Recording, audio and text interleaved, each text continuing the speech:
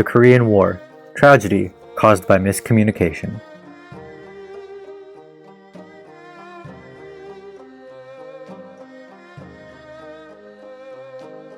In Korea in 1950, General Douglas MacArthur and President Harry Truman's differing objectives for the Korean War caused MacArthur to disobey the president's direct orders and push against the Chinese border, which escalated the war and led to a 3-year-long conflict with astonishingly high death tolls, destruction, and effects that can still be felt in Korea today. On June 25, 1950, Communist North Korean forces invaded South Korea, and in July of the same year, the UN and US sent in troops to aid South Korea. By September 1950, South Korean forces and their allies pushed back North Korean troops to the previous existing border. General Douglas MacArthur, leader of all troops stationed in the Korean peninsula, decided to push northern troops even further north, which went against the orders of the president of the time, Harry Truman. After MacArthur pushed back northern forces to the Chinese-Korean border, China assisted North Korea, and their combined military power pushed the US all the way to the 38th parallel, which is where Korea split into North and South after World War II, and it became the location of a 3-year-long stalemate that caused thousands of lives to be lost and thousands of families to be displaced. The Korean War was a massive culmination of communication errors throughout its duration. The war was doomed from the start for the US, as the two men in charge of the war had drastically different ideals. General MacArthur wanted the war to continue and escalate until the US would fight China. President Truman, however, decided that a larger war in Asia would destabilize the US's standing in Europe and weaken the public's idea of the war, especially since the US had just finished World War II. Truman, when explaining his beliefs on the war, stated, "I believe that we must try to limit the war to Korea for these vital reasons.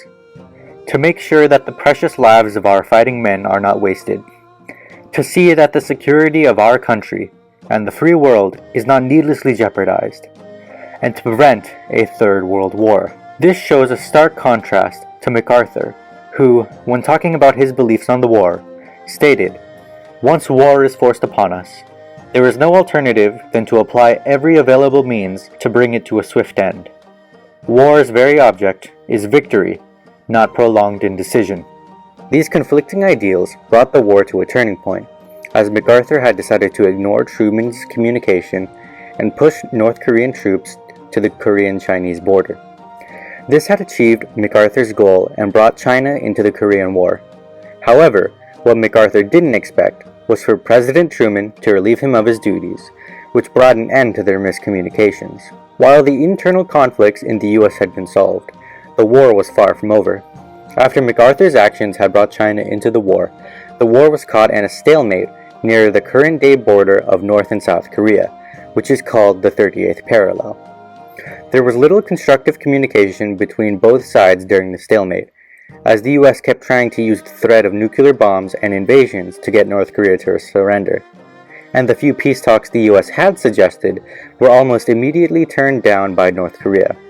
However, after 3 years of war, North Korea had agreed to an armistice on July 27, 1953, with South Korea and the US. And while the war was finally over, the damage had already been done. The war had already taken its toll on the American economy, as it cost $30 billion in 1950, which converts to about $276 billion in today's dollars. This makes the Korean War the 5th most expensive war in American history, ahead of the US Civil War and World War I. The price was only beaten by the war's cost of lives.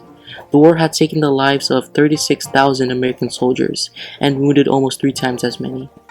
The Koreans took even heavier tolls from the war, as 620,000 Korean soldiers were killed from the north and south, and 1.6 million civilians were killed, many of which died due to starvation and disease caused by the 650,000 tons of bombs dropped over Korea. In total, 20% of the population of the Korean peninsula had died, when accounting for civilian deaths alone. While the war had taken an immediate toll on Korea, its effects can be still felt to this day. dating back to the end of the war and the presidency of Dwight D. Eisenhower. Eisenhower had issued nuclear threats on North Korea, which in turn steered the country to have an obsession with building their own atomic bombs. These past events led to what is now known as the North Korean nuclear crisis, which once again raised the tensions between the two countries in the years 2017 and 2018. This crisis was a conduction of missile and other nuclear weapon tests by North Korea, striking fear into the United States with the possibility of one of the weapons hitting the country. In response, the US stationed an anti-missile system in South Korea, used to defend against the dangerous missiles North Korea continues to test, if need be. Even though the crisis did de-escalate, the countries involved remained tense towards each other due to America's history of strict foreign policy and North Korea's current policy of isolation from outside influences. However, North Korea has slowly become more open to international discussions, as the current leader of North Korea, Kim Jong-un, met with the United States of America's president in Singapore during 2018. While many attribute the Korean War as a high death toll to miscommunications in the US and between the opposing sides that extended the war, some would argue that there was actually no miscommunication and the war was actually extended on purpose.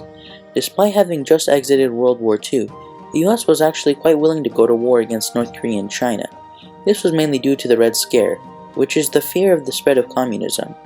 It wasn't only MacArthur and his supporters who were willing to go to war due to the Red Scare.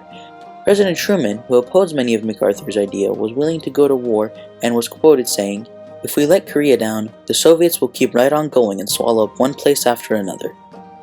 While it is true that Truman did fear the spread of communism, and as evidenced by his quote, Korea becoming the green light for Soviet invasions, Truman had a drastically different attitude to the war than MacArthur did. MacArthur wanted to use nuclear weaponry straight from the start of the war, while the most Truman would allow was a show of empty bombers near Korea.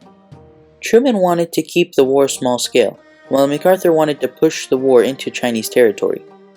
All in all, there was no realistic way that MacArthur and Truman weren't having miscommunications, and there is no doubt that the war was extended longer than it needed to because of it.